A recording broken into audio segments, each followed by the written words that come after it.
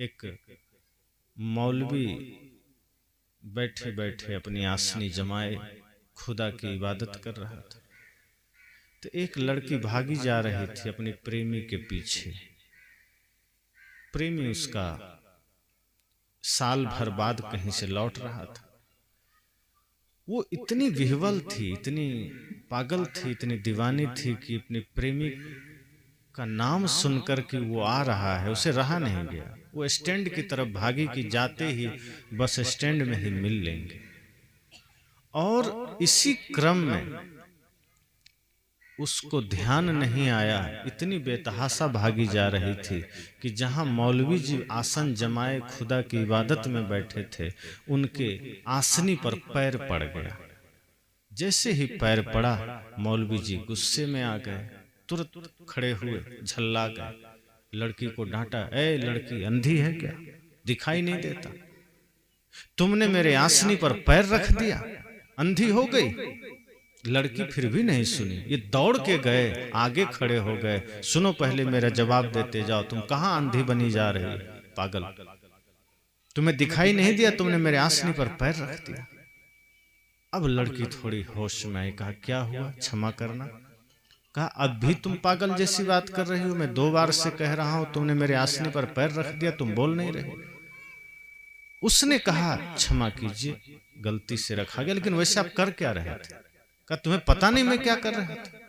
कहा नहीं, बताइए क्या कर रहे थे? खुदा की इबादत, उनकी याद, उनकी प्रार्थना कर रहा था। कहा मौलवी जी माफ कीजिए, मैं एक साधारण इंसान के प्रेम में पागल हूं, तो मुझे कुछ भी दिखाई नहीं दिया, मैं दौड़ती चली गई। आप तो खुदा के प्रेम में हैं, मैं कैसे दिख गई आपको? हम आपको कैसे दिखाई दे गए? हम तो आपके ऊपर पैर भी नहीं रखे, आसनी पर पैर रखे। और हम चूंकि एक साधारण लड़के के प्रेम में हैं तो मेरा होश नहीं रहा। आप तो साक्षात परमात्मा खुदा के प्रेम में। इसका मतलब आपका प्रेम अधूरा है। आप बैठे तो हैं आसन जमा के, आंखें तो बंद थी आपकी, लेकिन आप देख तो संसार को ही रहे थे, आप स्वयं को नहीं देख रहे थे, आप भगवान को नहीं देख रहे थे। इसलिए एकाग्रता इतनी गहरी हो जाए कि जब आंखें बंद हो तो संसार नहीं, स्वयं को देखिए। हमारा तो आंखें खुली हो तो भी संसार देखते हैं, बंद हो तो भी संसार देखते हैं। अब कोई आदमी मंदिर में पूजा के लिए बैठा है तो दिखता तो है पूजा के लिए बैठा है, पर आंखें बंद है, कल्पनाओं में चल रहा है, बच्चों के बारे में सोच रहा है, बाजार के बारे में सोच रहा है, बिजनेस के बारे में सोच रहा है, मित्र के बारे में सोच रहा है, रिश्ते नातों के बारे में सोच रहा है, और धन कहाँ से आएगा इसकी प्लानिंग कर रहा है, बाजार से क्या सामान लेना है वो सोच रहा है। अब दूसरा आदमी देख रहा है तो आंखें बंद करके बैठा है, पर उसे कैसे पता कि ये बगुला आदमी है जो आंखें बंद भी इसलिए किया है कि मछली पर ध्यान केंद्रित कर सके। बगुला आंखें बंद करता है। आप देखेंगे कभी कभी जब गेहूं का सीजन आएगा तो बगुले खेत में आते हैं और वो एक टांग उठा के कई बार खड़ा हो जाता है, बड़ी एकाग्रता से। कई बार तो ऐसा लगता है बड़े बड़े तपस्वी फेल है बगुला के सामने, इतनी एकाग्रता, आंखें बंद, लेकिन उसकी पूरी चेतना, पूरा ध्यान मछलियों पर होता है कि जैसे ही नजर आया फट से पकड़ लेना है। यही आज हो रहा है। आंखें बंद है, प्रार्थना चल रही है, पर मन में छल चल रहा है, कपट चल रहा है, संसार चल रहा है। और जब आंखें बंद करके भी संसार ही चल रहा है तो फिर खोल के ही चलने दीजिए। बंद करके लोगों को धोखा क्यों देना? फिर खुले में चलने दीजिए। और जब आंखें बंद कीजिए तो सिर्फ स्वयं को देखिए। आंखें बंद कीजिए तो अपनी गलतियों को निहारिए, अपने आप का दृष्टा बनिए, अपने मन को निहारिए। और आंखें खुले तो जगत को देखिए, तो हर किसी में अच्छाई देखिए, सबकी गुण अपनी हमेशा गलतियां देखा करें। संतों ने कहा कि आंखें खुले तो जगत को देखिए कि सब अच्छे हैं, और आंखें बंद कीजिए तो देखिए कि नहीं, गलती मेरे में है, मेरे कर्म में है, मुझे अपने में बदलाव लाना, अपने विचारों में बदलाव लाना। मैंने कहा कि एकाग्रता बहुत जरूरी है। सत्संग में हो चाहे कहीं भी हो, जब एकाग्रता होगी तो एक शब्द भी गुरु का मिल गया तो समझना सब मिल गया। और एकाग्रता नहीं है तो पूरी शास्त्र आप सुन लेंगे, कोई परिवर्तन नहीं आएगा।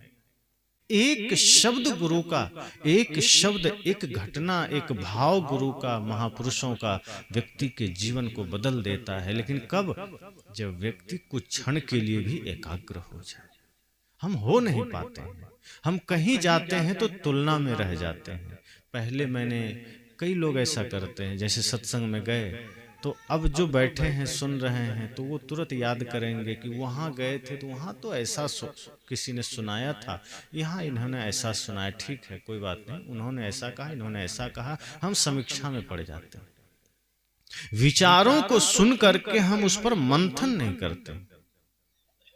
सुने, उसके बाद मंथन करें, और मंथन के बाद जो सार निकल कर आए वो आपका है, वो ज्ञान आपका है। और अगर वो आपके आचरण में उतर गया तो फिर समझना उद्धार हो गया। तो एक एक शब्द, एक एक घटना पर्याप्त है। अगर हम पूरी एकाग्रता से सत्संग सुने तो कोई जरूरी नहीं 4-4 घंटे सुनना पड़े। जो कई बार आप देखते होंगे, साधारण सी समस्या शरीर में होती, एक दवा से ठीक हो सकती, लेकिन कई बार डॉक्टर 2-3 दवा दे देते, पता नहीं किससे ठीक हो जाए, अगर इससे नहीं तो उससे, इस तरह से दे देते। एक ही शब्द से जीवन बदलता है। जीवन बदलने के लिए पूरा शास्त्र नहीं चाहिए, एक शब्द चाहिए। पर वो एक शब्द आपके लिए कौन सा है ये जानने के लिए कई बार 4-4 घंटे सुनना पड़ता है। पता नहीं उस 4 घंटे में आपका शब्द आएगा कि नहीं। अगर चूक गए तो नहीं आएगा। अगर एकाग्रता से सुन रहे हैं तो हो सकता है उस 4 घंटे के सत्संग में आपका एक शब्द आ जाए जो आपको बदल सके। हो सकता है कि 1 ही मिनट में आ जाए, और ऐसा भी हो सकता है अगर एकाग्रता भंग हुई तो जन्म जन्म तक वो शब्द ना आए। इसलिए कई बार आप देखते हैं लोग लंबे काल से धर्म से जुड़ जाते हैं, सत्संग से जुड़ जाते हैं, गुरु से जुड़ जाते हैं, लेकिन उनके जीवन में बहुत ज्यादा सुधार नहीं हो पाता। गुटखा चलता रहता है, नशा चलता रहता है, लड़ाई झगड़े चलते रहते हैं, गला में माला है और नफरतें चल रही है, तो बहुत ज्यादा सुधार नहीं होता है। हम गुरु से दीक्षा ले लेते हैं, जीवन में बदलाव नहीं आता। दीक्षा का मतलब है आपके जीवन में परिवर्तन आना चाहिए। और मैं ये नहीं कहता कि एक ही दिन में आप बुद्ध बन जाएंगे, पर आपका प्रयास भी दिखना चाहिए कि हाँ आप प्रयासरत हैं, आप कोशिश कर रहे हैं कि आज हमने धर्म को जाना है, आज हमने सत्य को जाना है, आज हमने परमार्थ को जाना है, तो उस पर चलना आरंभ कर दीजिए। अगर हमें पता चल जाए कि हमारे सिर में दर्द क्यों है तो फिर हम उसका इलाज तो तुरंत कर लेंगे। पता ही नहीं चलता तो दुनिया भर के काम हम करते रहते हैं। अगर पता चल जाए समस्या का तो समाधान तुरंत हो जाएगा। इसलिए एकाग्रता से जब हम सत्संग सुनते हैं तो जीवन में परिवर्तन की संभावना बन जाती है, फिर हमारा मन मस्तिष्क सब बदल जाता है। इसलिए एकाग्रता जरूरी है। और इसी एकाग्रता के साथ जब हम सत्संग सुनते चले जाते हैं तो फिर वो सत्संग सिर्फ सुनने तक सीमित नहीं रहता, फिर वो हमारे कर्म में उतर जाता है, हमारे आचरण में उतर जाता है। और असली सत्संग वही है जो आपके आचरण में उतर जाए। सत्संग वो नहीं है जो सिर्फ कानों तक सीमित हो। कई बार मैं पुराणों का उदाहरण देता हूं। कुछ घटनाएं बड़े सांकेतिक होती हैं, वो रियल में घटी हो न घटी हो इसमें शंका होती, लेकिन उसका संकेत बड़ा अच्छा होता है। एक घटना आती है पुराणों में समुद्र मंथन की, कि समुद्र मंथन हुआ तो उसमें तमाम तरह के रत्न निकले, अमृत निकला और जहर भी निकला। तो जब जहर निकला तो सब भागने लगे, और भागते भागते कहां पहुंच गए? शिव जी के पास। लोगों ने कहा बचा लीजिए, तो शिव जी ने जहर को पी लिया, ऐसा उसमें कहा गया। तो शिव जी जहर को पी गए। देवता लोग अमृत पीकर भी देव रह गए, शिव जी जहर पी के भी महादेव हो गए। इसका अर्थ क्या है? इसका अर्थ यह है कि अगर हम सिर्फ अनुकूलता में खुश रहना जानते हैं, सुविधाओं में खुश रहना जानते हैं, तो जैसे ही प्रतिकूलता आएगी हम भागने लगेंगे, हम घबरा जाएंगे। असली इंसान वो है जो प्रतिकूलता में भी अपना साधन, अपना जीवन बिगड़ने ना दे। सूखी नदी है, पानी नहीं है, आप उस पार हो गए, उसकी कोई बहादुरी है क्या? वीरता है। जो भरी हुई नदी को पार कर जाए उसकी बहादुरी होती है। सामने सब लोग आपकी प्रशंसा कर रहे हैं और आप मुस्कुरा रहे हैं, कोई बड़ी बात है? छोटी सी बात है। लेकिन सामने कोई गाली दे रहा है और आप मुस्कुरा रहे हैं, ये बड़ी बात है। और यही सबसे नहीं होता। लोग कहते हैं किसी ने चमत्कार दिखा दिया। क्या चमत्कार दिखाया? कोई हाथ हिलाया रसगुल्ला ले आया, कोई हाथ हिलाया पैसा ले आया, कोई आग पर चल के दिखा दिया। तो ये जादूगरी है, ये मदारी का खेल है, कोई चमत्कार नहीं है। चमत्कार तब आपके जीवन में घटित होता है जब सामने वाला आपको गाली दे और आप मुस्कुरा दीजिए, ये सबसे बड़ा चमत्कार है। चमत्कार तब घटित होता है जब सब तरफ आपकी आलोचना हो रही है और आप प्रेम में जी रहे हैं, श्रद्धा में जी रहे हैं, भक्ति में जी रहे हैं।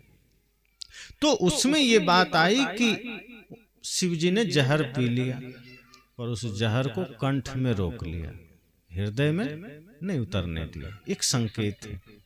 वस्तुतः कोई लिक्विड वाला जहर उन्होंने पिया होगा, शरीर सबका नश्वर है, दिक्कत सबको होगी।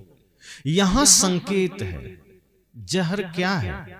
ये जो समाज में आलोचना है, निंदा है, शिकायत है, क्रोध है, छल है, प्रपंच है, विवाद है, ये जहर ही तो है। एक संकेत है कि जब इस तरह का जहर सामने आ जाए तो आप भी पी लीजिए, प्रतिकार मत कीजिए, लेकिन उसको कंठ में रोक लीजिए, दिल में मत उतरने दीजिए।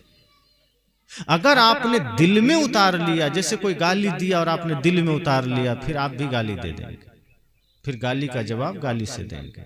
और अगर आपने उसको कंठ में रोक लिया, कंठ में ही ठहरा दिया, दिल में नहीं उतारा, तो कोई गाली दिया फिर भी आप बढ़िया गीत सुना देंगे।